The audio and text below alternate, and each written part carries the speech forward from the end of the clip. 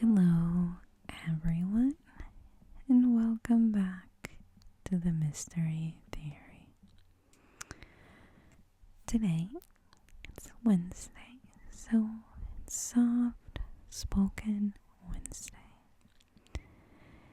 And we're going to cover Amy Rylance case. Before I start with today's case, as always, please take a second to thumbs up this video and leave a comment. You can share your thoughts about the case, say hello to let me know you're there, or just leave an emoji to let me know that you're there. For those of you who are new, welcome. If you enjoy ASMR and true crime, please take a second to subscribe.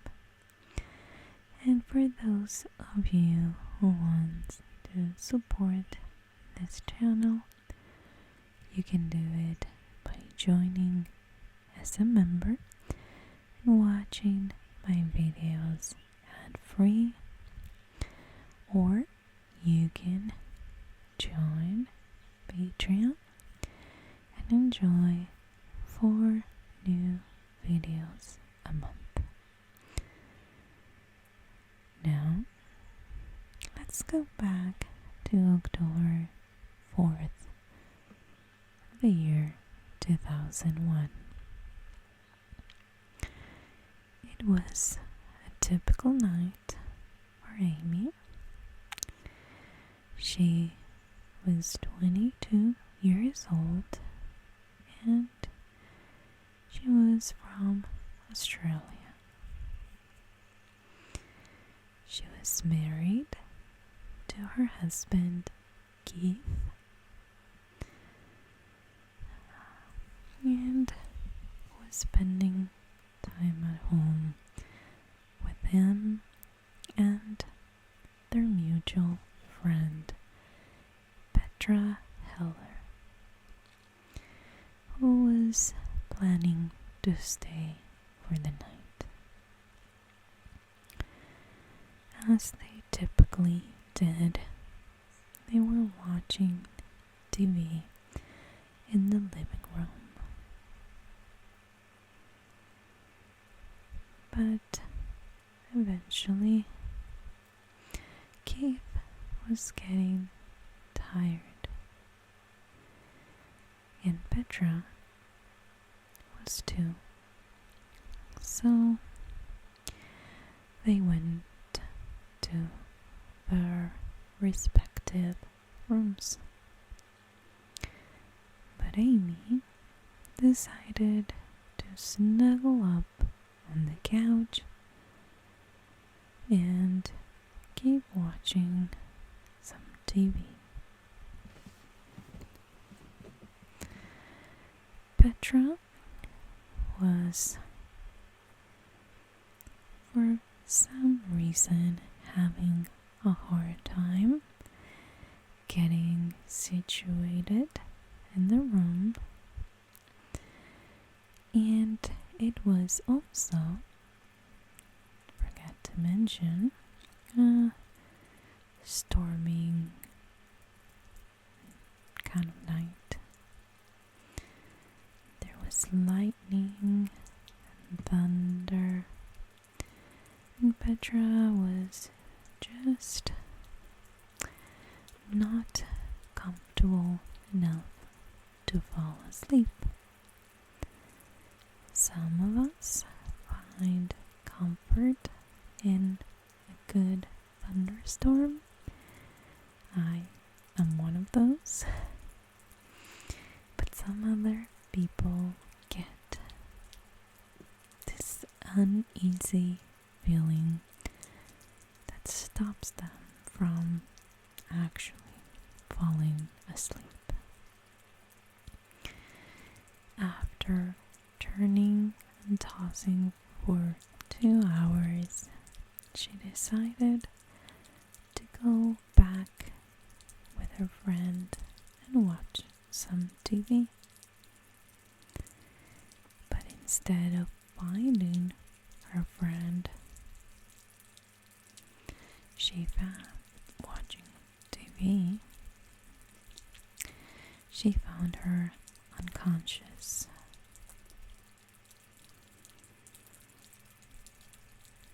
Apparently, she was being pulled toward the window by a rectangular beam of light.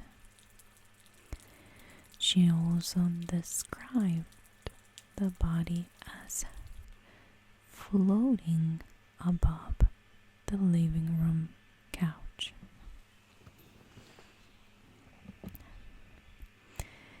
According to Petra, Amy was then levitated head first right through the glass of the living room windows.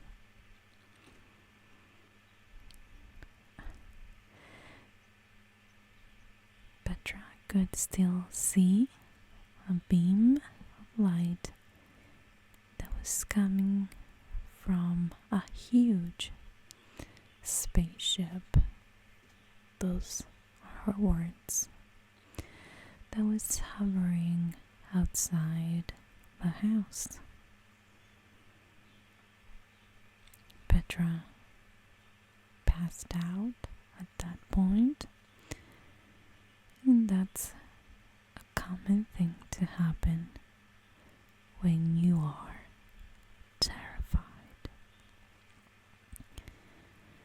She regained consciousness a few moments later, but her friend was already gone.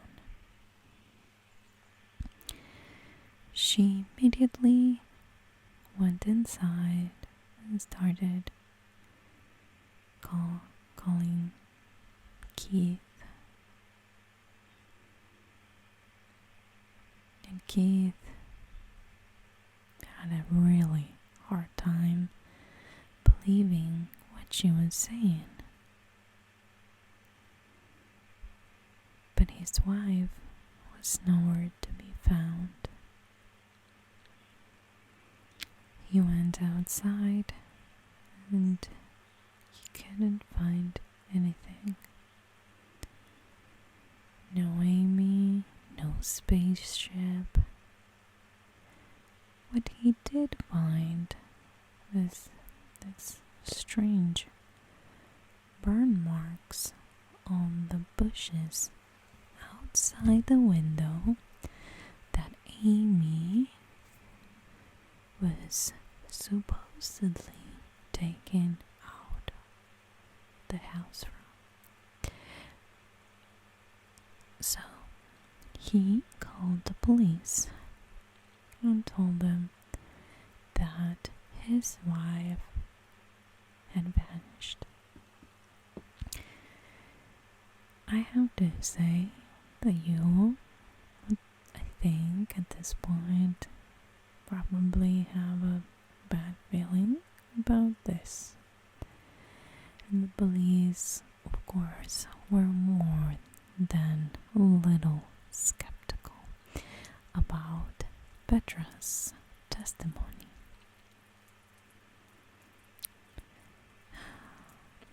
They immediately suspected foul play. And at this point, if Amy had never been found, Keith and Petra most likely would have been charged with murder. It'd be easy to think that they were having an affair, Petra and Keith, and that they wanted to get rid of Amy. That is easier to believe than a spaceship abducting Amy.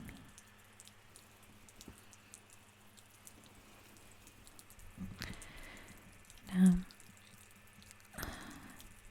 thankfully or fortunately for Keith and Petra,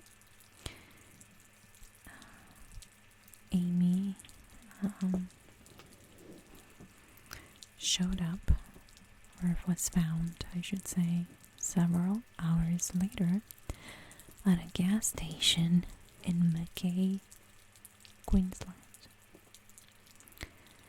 This is an 8-hour drive from their home. She was extremely disoriented and dehydrated, but she was still okay. She had some strange red marks on her feet and legs. She was taken to the hospital, where they discovered that her body hair was much thicker than normal, and that her previously clean shaved legs were now covered in hair. Now, this hair was not your typical hair. It was very thick and resembling of what you'd see in, I think they said, either a monkey or gorilla. And in her case, maybe even thicker than that. So Amy was gone only for a few hours. How did her hair grow that much in a few hours? It was as if she had been transported through time.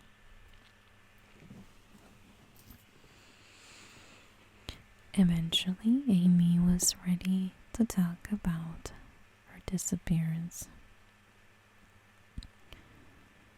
She said that after falling asleep while watching TV, she woke up on an examination table with several skinny, bald-headed creatures standing around her.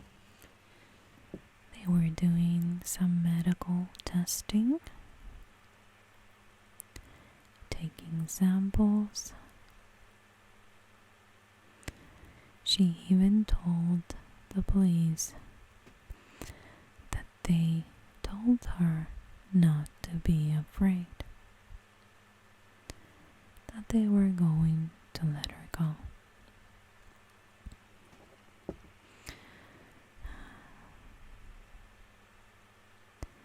Because of Keith calling the police and how many people were there,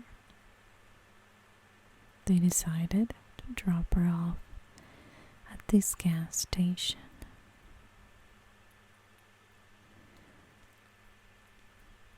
The next thing Amy remembers was waking up in the middle of a remote wooded area. So she, scared and confused, walked through this kind of wooded area, found a highway and the gas station. So this was Amy's testimony.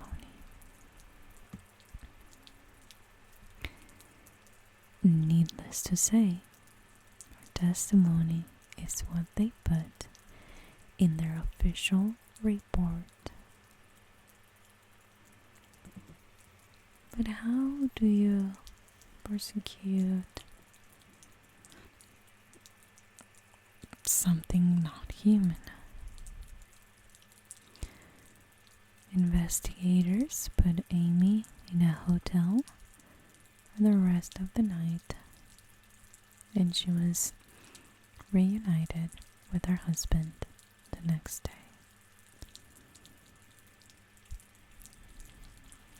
Now, a person that suggested this case mentioned that it's because of cases like this that some other cases are not looked into as they should. It is true if you don't believe in what Amy is saying, or if you don't believe what Petra was saying. But if you do, there's no messing with other investigations because of this, if you know what I mean. So, in this case, a few things were red flags to the police. I found very interesting that they were suspicious about the couple having a friend, Petra in this case, staying over for the night. They also found interesting that she was a friend of both of them, not only Amy.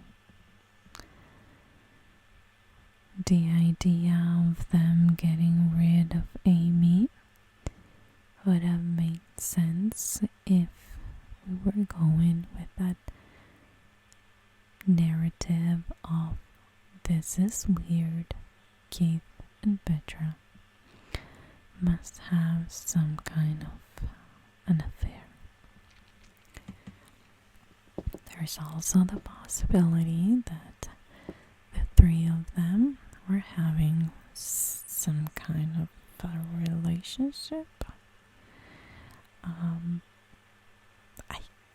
I guess it's possible too. And not judging. You do what you do behind closed doors. That's none of my business. And maybe this was an arrangement that they came up with to actually do whatever they wanted in their sex life. Now, something that it's a theory, I guess, but it wouldn't make sense to what Amy was saying, is that Keith and Petra, in fact, according to this theory, were having an affair, and they paid somebody to drug her and kill her, and that person didn't finish the job. That this person took her to this isolated area where he was going to get rid of her, didn't have the guts to do it, and so he left her there, which in my head makes sense, but why would she say that she was in an examination on examination table and that she was being tested and looked at by these creatures? And then there is the other theory that they made it all up. Some people believe that Amy just took her car, left it in the house as if she was going to stay there, and at some point got a ride to the spot where she later on said she found herself there, or woke up there. There's no pictures that said that she was shaved and, her legs were shaved, and then the after. But it's very interesting to know that her hair was really not your typical kind of hair. Not that it should, but according to medical experts, it was very out of the ordinary and not likely something she was born with. So this is the year 2001 when UFOs, aliens, or whatever you want to call them, were very in. I think, wasn't that the year that Independence Day was released? Anyways, the movie I'm talking about. All I'm saying is, at that time, it was a time where a lot of people were being very vocal about their beliefs in aliens, or whatever you want to call them, creatures from another world, creatures from space. But I still don't understand. I really don't. I think that there are a lot of inconsistencies that put this case in this category, and books written about this kind of cases. A police report from a woman that testified or wrote her own statement saying, "Hey, I was taken by these creatures. This is what they did to me." I think that if this would have been a hoax, it wouldn't be written about, and the police would have found a way to discredit everything, scratch it off, and move on.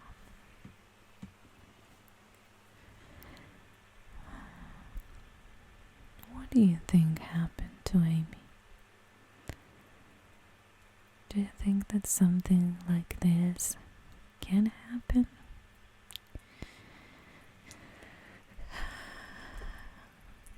Here we go with my thoughts.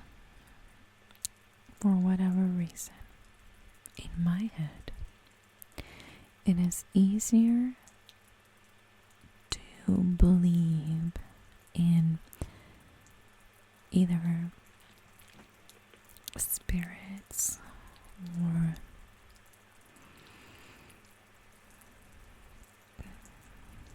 people doing something beyond their deaths than to believe that there is something out there that is so interested in us, really, that they would do something like this. Could have taken anybody from the road. Why Amy? Why while she was sleeping on her couch? Why with witnesses, leaving witnesses behind? But I don't discredit it either, because I don't know. Maybe things like this happen, and I am not the kind of person that researches this kind of thing. Maybe this is more common than I think, and there is proof that things like this happen. But it's not the kind of thing I research or that I'm interested in, so I can't say one way or the other. But it's interesting in my head that after covering so many 411 cases or people that vanished and came back, or were found dead in a place where you'd think they would have never been able to hike to, I believe there is something capable of taking people. I do believe that, but I don't know what it is, and in my brain doesn't make 100% sense, and it always have me wondering about other possibilities. So I really can't tell you that I believe Amy or that I don't believe Amy. I think it takes a lot of guts, really, to write this in a statement that you're going to give to the police. And I hope that one day we can find out about the origins or the reason why these people vanish and come back in random places where they couldn't have. And in this case, the distance away from where she was, it just didn't make sense. So let me know what you think about this case. Is it a hoax? Do you believe Amy? Let me know in the comments down below. Thank you for being here today. I truly appreciate your support. And please come back this Friday for a new